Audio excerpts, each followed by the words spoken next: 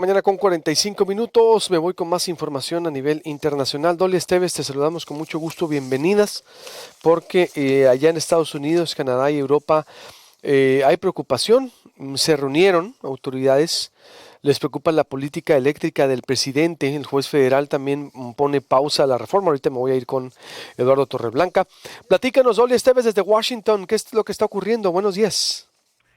¿Qué tal? Buenos días a ti, el auditorio. Pues sí, el viernes pasado tomó lugar una inusual reunión en la Embajada de Estados Unidos en la Ciudad de México con diplomáticos de la Unión Europea, Canadá, Alemania, Francia, Gran Bretaña, Italia, España y los Países Bajos, en la que se discutieron sus inquietudes sobre la política energética del gobierno de López Obrador y cuál sería la mejor manera de hacerle llegar esas preocupaciones al presidente según fuentes confidenciales no identificadas por Reuters.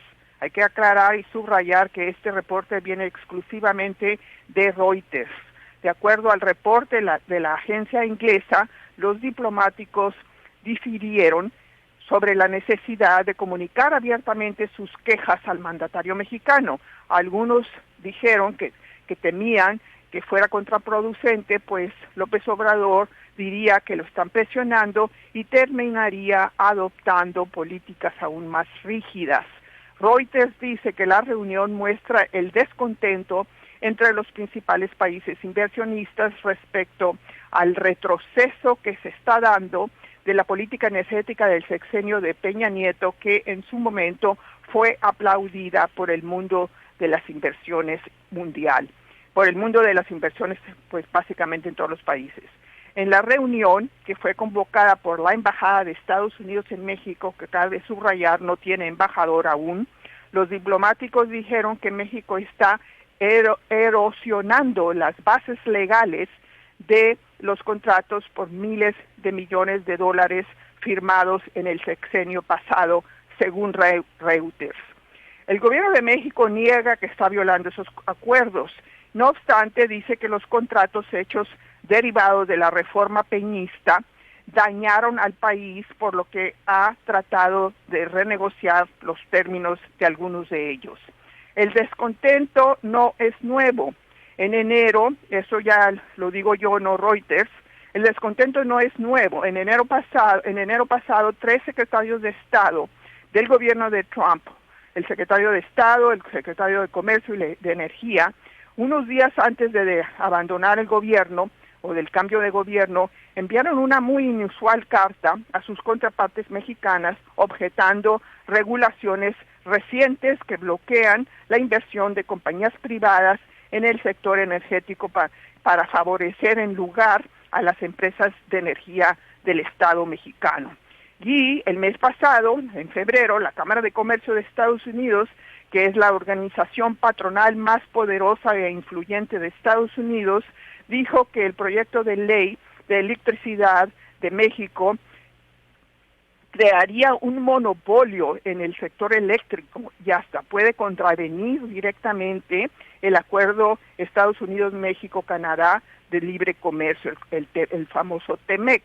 El tema ha sido también discutido entre el canciller Marcelo Ebrard y el secretario de Estado actual, Antony Blinken. En febrero, la secretaria adjunta interina para el hemisferio occidental, Julie Chung, hizo un llamado al gobierno de López Obrador a escuchar las preocupaciones del sector privado sobre el tema eléctrico y a prevenir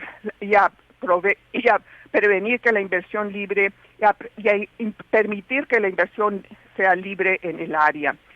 Las empresas de todo el mundo se habían comprometido a invertir miles de millones de dólares en México tras la reforma energética del gobierno de Peña, que abrió la exploración y producción de petróleo a la inversión privada. Pero López Obrador frenó esa reforma, argumentando que no ha producido beneficios para México, y los cambios han erosionado en efecto la confianza de los inversionistas en México en momentos en que el país necesita más la inversión extranjera. Y bueno, ese es el reporte de aquí desde Washington. ¿No se dice cuántas son las inversiones, Dole? Por ejemplo, que se perdieron desde el sexenio pasado. Entiendo que con los cambios, digo, de la reforma peñista se permitió todo este movimiento, pero no se dice el reporte, por ejemplo, de cuántas No, inversiones. todavía no hay una evaluación que yo conozca sobre lo que se está perdiendo en términos de inversión, porque las inversiones ya se habían hecho, los contratos ya se habían firmado, ese es el problema. Y se están suspendiendo. El día de ayer, por ejemplo, un juez federal puso una pausa a petición de dos empresas, una italiana y una japonesa o de origen francés, no, perdón, de origen francés y japonés, y lo que va a suceder es que si va a haber litigios, porque están viendo aquí específicamente en la Cámara de Comercio de qué manera está violando esta reversión de esos contratos ya firmados durante el gobierno de Peña, el Tratado de Libre Comercio que se actualizó, el TEMEC. Entonces, yo creo que si no hay un retroceso, y no creo que lo haya porque ya se aprobó la ley de electricidad y ya está en marcha muchas de las suspensiones o de los contratos firmados, se van a ir a litigio internacional, es ahí donde se va a disputar esto. Es un gran irritante en la relación bilateral, ha sido abordada, como digo, por Ebrard y por el secretario de Estado Blinken. Al parecer también se tocó en la reunión virtual que tuvieron Biden y AMLO a principios de mes. Definitivamente es un gran irritante. En el Congreso también, y no es nuevo, o sea, la novedad es esta reunión que reporta Reuters, que representa un interés de Estados Unidos de crear un frente común con los países europeos que también cuyas empresas también están siendo afectadas, pero el descontento de los inversionistas y de la Cámara de Comercio de Estados Unidos y de muchos congresistas pues se ha manifestado desde el año pasado. El año pasado, en octubre, un número significativo de congresistas le envió una carta a Trump expresando que México estaba violando contratos.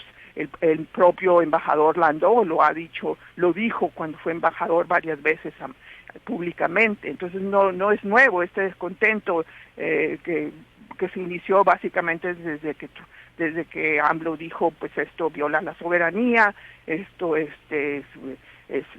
tenemos que recuperar la soberanía sobre los recursos naturales, petróleo, electricidad, darle preferencia a los contratos privados que a los extranjeros, y todo está bien, pero si ya hay una documentación o ya hay una legislación o hay acuerdos firmados de acuerdo a la legislación internacional, pues tienes problemas, ¿no?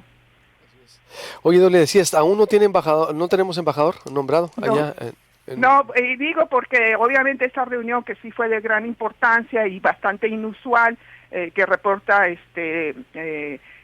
Reuters en base a fuentes confidenciales, la convocó la embajada, pero es una embajada acéfala desde el punto de vista de embajador. Hay un encargado de negocios, como siempre ocurre cuando se va el embajador, se queda un encargado que tiene, pues es como un embajador interino, pero no es el embajador de Biden, es probablemente alguien del Departamento de Estado que ya estaba ahí. Bien, interesante, Dolia. Pues como siempre... No hay rumores todavía de quién sería el embajador. Ah, ¿no? ¿Nada? ¿No? ¿Todavía no?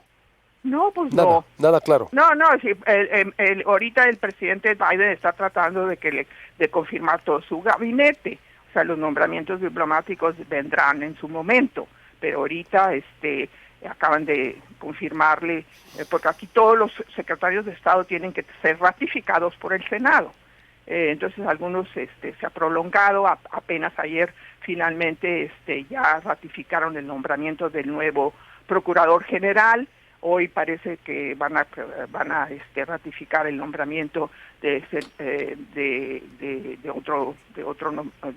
Javier Becerra a otra secretaría. Entonces todavía ese proceso marcha, no han terminado de ratificar a todo el gabinete. Supongo que más adelante, cuando ya haya tiempo, van a empezar los nombramientos de embajadores, y yo creo que uno de los primeros va a ser el de México. Pero en este momento pues no hay Muy bien. versiones extraoficiales todavía de quién podría ser. Gracias, Dolia. Te mando un abrazo. Estamos en contacto. Buenos días. Claro que sí, buenos días.